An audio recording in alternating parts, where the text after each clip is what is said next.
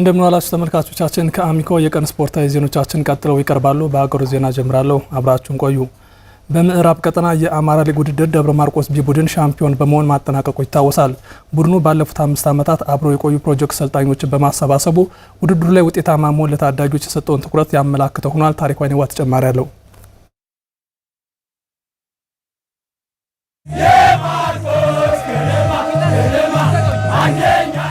ከ3 ዓመታት መቋረጥ በኋላ የተመለሰው የአማራ ሊግ ውድድር በሁለት ቀጠናዎች ተከፍሎ ሲከናወን በ12 ክለቦች መካከል የተካሄደውን የምዕራብ ቀጠና የአማራ ሊግ ውድድር የደብረ ማርቆስ ከተማ ቢ ቡድን ሻምፒዮን በመሆን አጠናቋል። ክለቡ በውድድሩ ጠንካራ እንቅስቃሴን አሳይቶ ሻምፒዮን ሆኗል ያሉት የክለቡ አባላት ባለፉት 5 ዓመታት በከተማዋ ስልጠና ሲሰጣቸው የቆዩ የፕሮጀክት ታዳጊ ተጫዋቾች አድገው ለዚህ ስኬት መብቃታቸው ድሉን ልዩ ያደርገዋል ብለዋል። ውድድሩ በጣም ደስ የሚል ጊዜ ነበር ያሳለፍነ። ያው ከ12ም የተሻለ ቲሙን ዋንጫ ስለበላን በጣም ደስ ብሎናል። ደብረ ማርቆስ በጣም ታዳጊ ላይ በጣም እየሰራ ነውና አማራ ክልል ላይ ከደብረ ማርቆስ ተምሮ የተሻለ ታዳጊ ቢያፈሩ የተሻለ ነገር ይመጣል ብዬ አስባለሁ። ከታች ጀምሮ ካልተሰራ ትልቅ ደረጃ አይደረስምና ህፃናቶች ጋር ቢሰራ እኛም ታዳጊዎች ነን፣ ገና እየወጣን ያለኖች ነን። ህፃናቶች ጋር ሱሩ አሰልጣኞች በጣም እየታዩ ነው፣ ታዳጊ ተጫዋቾች እየታዩ ነው። ታዳጊዎች ጋር ይሰራ፣ እኛም ለነሱ አሪያ እንሆናለን። ዛሬ የተለየ ቀን ነው ለማርቆስና ለአካባቢው ስፖርት። 5 ዓመት የሰራውባቸው የደከምንባቸው ልጆች ናቸው፣ ለፍሬ በቅተዋል። አንድ አሰልጣኝ ተስፋ ካልቆረጠ በልጆች ካመነ በወጣቶች ካመነ መድረስ የሚገባው ቦታ ጋር ይደርሳል፣ እግዚአብሔርም ያግዟል። እሱን በተግባር ዛሬ አይቻለሁ። ዋናው ቲም በወቅታዊ ሁኔታዎች እየተወዳደረ ባይሆንም ታዳጊዎች ላይ ግን እየሰራ መቆየት ስላለብን ዋናው አሰልጣኛችን በረከት አፈወርቅ ረጅሙን ጊዜና ንብረቱን ገንዘቡ መስዋዕትነት አድርጎ ልጆቹ ላይ 5 ዓመት ያለማቋረጥ ብዙ ነገሮችን ለፍቷል። የልፋቱም ውጤት ነው ብዬ አምናለሁ። ተሰራህበት ለውጥ እንደሚመጣ ያየንበት ነውና ረጅም ጊዜ ታዳጊዎች ላይ መስራት ለውጥ እንደሚያመጣ የተማርንበት ጊዜ ነው። አሰልጣኝ በረከት አፈወርቅና የቡድኑ አባላት ሻምፒዮን ከመሆናቸው በተጨማሪ አማራ ክልልን ወክለው ወደ አንደኛ ሊግ ለማደግ በኢትዮጵያ ክልል ክለቦች ሻምፒዮና የመሳተፍ እድል አሳክተዋል። ሐምሌ 5 በሚጀምረው ውድድርም ጠንካራ ተፎካካሪ ሆኖ ለመቅረብ አቅደናል ነው ያሉት። አሁን የተሻለ ቲም ሰርተን እንሄዳለን ብለናል። የተወሰነ ሰውን ጨምረን የተሻለ ልጆችን ያየን ጨምረን እንሄዳለን ብለናል። የተሻለ ውጤት እናመጣለን ብዬ አስባለሁ። ድሬዳዋ ላይ ጠንካራ ዝግጅት እናደርጋለን። አሪፍ ተጫዋቾች የታዩ ተጫዋቾች እዚህ ያሉ እነሱን ጨማምረን ጠንከር ብለን በጎደሉን ቦታዎች ጋር አሪፍ ልጆችን ጨምረን ከዚሁ ከክልላችን እዛ ላለው ውድድር ደግሞ በስነ ልቦናም ተዘጋጅተን ጠንካራ ውድድር አድርገን እንመጣለን። ክልሉንም ከፍ እናደርጋለን። እነዚህ ልጆች ያው ሳይበተኑ አሁንም ማርቆስን ወክለው ድሬዳዋ ጋር እንዲያማረ ጌም አድርገው ወደ አንደኛ ሊግ ማደግ ነው። እሱን ደግሞ እናሳካዋለን ከእግዚአብሔር ጋር። ከተማ አስተዳደሩ ቃል ገብቶልን ይመጣል። ድሬዳዋ ጋር ጥሩ ውጤት አማራ ክልልን የሚያኮራ ምርጥ ቡድን ሰርተን እንቀርባለን። ያየናቸውም ልጆች አሉ። ከዚህ ውድድር ላይ እናጠናክራለን። የክለቡ ቡድን መሪ ምንተስኖት አየለ ክለቡ ለኢትዮጵያ ክልል ክለቦች ሻምፒዮና ለሚያደርገው ዝግጅት አስፈላጊ የድጋፍ ስራዎች ይሰራሉም ብሏል። ቀጥታ ድሬዳዋ ላይ ተሳትፈን ወደ ብሔራዊ ሊግ ለማሳደግ ጥሩ እንቅስቃሴ እናደርጋለን። በዚህም ደግሞ ከንቲቦቻችንም አመራሮቹም መልካም ናቸው። ማህበረሰባችንም ከዛሬ ቀን ጀምሮ ስለ ድሬዳዋ ውድድር ማሰብ የጀመረበት ስለሆነ ድሬዳዋ ላይ ተሳትፈን በ100% ክልሉንም ከተማችንም እናሳድጋለንና በእርግጠኝነት እናሳካዋለን።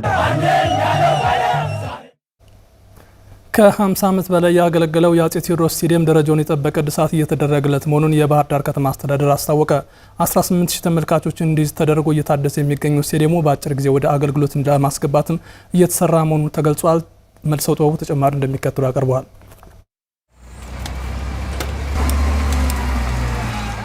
1962 የዛሬ 56 ዓመት በአጼ ኃይለ ሥላሴ መንግስት የተመረቀውና አገልግሎት መስጠት የጀመረው የአጼ ቴዎድሮስ ስቴዲየም ባለፉት 56 ዓመታት ታላላቅ ውድድሮችን ከማስተናገድ ባለፈ ለኢትዮጵያ፣ ለአማራ ክልል ብሎም ለባህር ዳር አውራጃ ታላቅ አስተዋጽኦን አበርክቷል።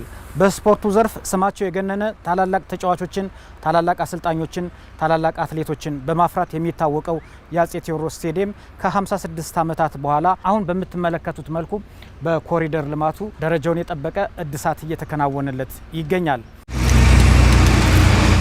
ባህር ዳር ከተማ ውስጥ የተሰሩ ልዩ ልማቶች ነበሩ።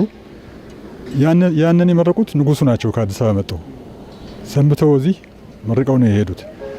ሌሎቹ ያን የተመረቁት ቤተ መንግስት አለ፣ የባህር ዳር ከተማ የመጀመሪያው አስፋልት አለ፣ ጊዮርጊስ አለ፣ ሌሎችም ነበሩ ያን ጊዜ የሚመረቁ አብረው እና እዚህ መጥተው ይህን ስቴዲየም መጥተው መርቀው በጣና በኩል ትንሽ በር ነበረች። በሷ በኩል ነው የገቡት እሳቸው።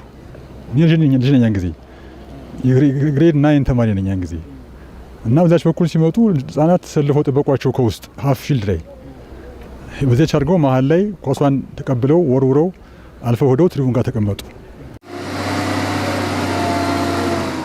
በተለይ ከኮሪደሩ ጋር አያይዘን የስፖርት ማዘውተሪያ ስፍራዎችን እንሰራለን ብለን ባቀድነው መሰረት አንደኛው ይሄን የአጼ ቴዎድሮስ ስታዲየምን መልሶ ማደስ ስራ ነው እንሰራለን ብለን የጀመርነው። በዚህ ስታዲየም እንደተባለው በጣም ረጅም ጊዜ አገልግሏል። አሁን ላይ በቂ እድሳት ካልተደረገለት በስተቀር አስፈላጊውን የሆነ የስፖርት መጫወቻ ወይም የእግር ኳስ መጫወቻ ሆኖ ያገለግላል ማለት አይቻልም። የአጼ ቴዎድሮስ ስቴዲየም ለባህር ዳር ከተማ ካበረከተው አስተዋጽኦ አንጻር አሁን እየተደረገለት ያለው ጥገና እንዴት ይገለጻል? ስፖርቱን ለማሳደግ ከፍተኛ አስተዋጽኦ ነው ያለው፣ ወደፊትም ይኖረዋል።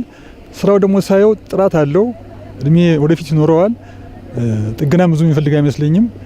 ስለዚህ ለእኛም ሆነ ለከተማችን ሕዝብ ጥሩ ስራ እየተሰራ እንዳለ ነው የምንረዳው። መሰረቱ በጣም ቆንጆ ነው። አንደኛ ስፋት አለው፣ ሁለተኛ በደንብ ተስተካክሎ እየተሰራ እያየነው ነው። ግንባታውም ዙሪያውም በጣም ደስ የሚል ነው። ለወደፊት ተስፋ ያለው ለዛ ከትልቁ ስቴዲየማችን ቀጥሎ ያለ መሆን እንደሚሆን ባለ ተስፋ ነው። ይሄ ሜዳ ከዚህ በፊት የነበረው የተመልካች ቁጥር የሚያስተናግደው የነበረው ቁጥር በጣም አናሳ ነው የነበረው። አሁን ላይ ግን ኔሊ እስከ 18000 ተመልካች እንዲይዝ አድርገን ነው ዲዛይን አድርገን ኦልሬዲ የኮንስትራክሽን ሂደቱ እየተከናወነ ያለው። ኮሚትሪቪውም በተመሳሳይ ጠባብ ነበረች፣ እሷን የማስፋት የማዘመን ስራ እንዲሁም ከዚህ ጋር በተያያዘ ደግሞ ለምሳሌ የራሱ የተጫዋቾች ቼንጂንግ ሩም፣ ቶይሌት፣ ሻወር ቤት እሱ ብቻ አይደለም። ኢቭን ከተመልካች እዚህ ከሜዳው የሚመጣ ተመልካች መጸዳጃ ቤት ቢፈልግ ወደዚህ ለፐብሊኩ የሚያገለግል የወንድ ሴት ሁሉ ሽንት ቤትና ሻወር ቤት አካተን ነው ኦልሬዲ ስቴዲየሙን ሪኖቬት እያደረግን ነው ያለው ማለት ነው። ያ ማለት ሁሉንም የፋሲሊቲዎች ያሟላ ማለት ነው። እንደ እግዚአብሔር ፍቃድ ኦልሬዲ በክቡር ከንቲባው አቅጣጫ የተቀመጠው ኔሊ እስከ ሰኔ 30 የሚል ነው ያለ ነው። አዲስ አስቸጋሪ ነገር ካልገጠመ በስተቀር እስከ ሰኔ 30 ድረስ ኦልሬዲ አጠናቀም እናስረክበት ሁኔታ ነው የሚሆነው ማለት ነው።